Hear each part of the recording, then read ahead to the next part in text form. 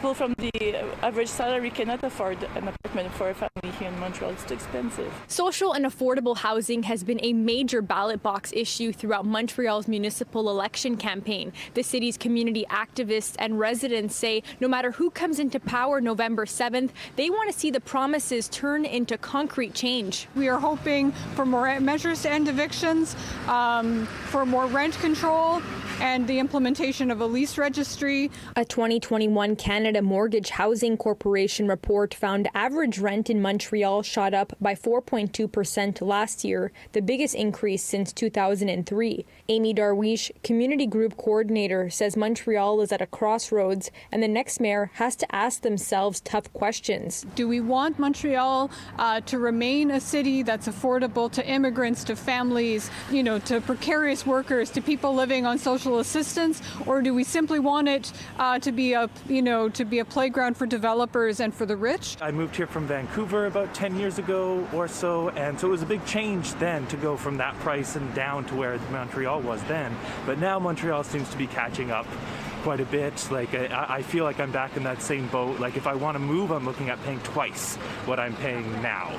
5 years ago, paying $7.50 for a 3.5, and now you have to go up to $15.50 for a 3.5. Just a little bit nicer, but it gets a little bit out of control. The Parc-Extension Action Group unveiled interactive maps on Wednesday that highlight the distribution and evolution of evictions in the borough since 2017, based on data they collected as the Tenants' Rights Group Association for the area.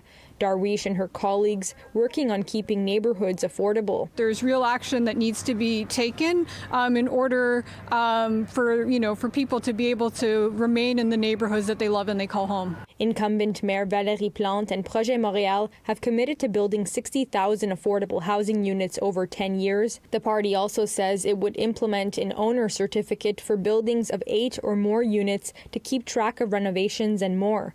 Ensemble Montréal would create a rent registry and increase the number of inspectors. Party leader Denis Coderre also promised to build 50,000 new housing units in his first mandate if elected. Mouvement Montréal's Balarama Holness would make all new residential developments with 8 or more units contain 30% social housing and 30% affordable housing and create a register to serve as a rent control system. Most of the promises are more aimed towards affordable housing, which is calculated as a percentage of the market rate, which in a context of real estate speculation like we're seeing, actually ends up not being affordable for the overwhelming majority of low-income tenants who are struggling to find a decent place to live. The amount people are getting paid and the amount they need to pay have to align in a way that makes it affordable to live in the place where you work. In Montreal, Alyssia Rubertucci, City News.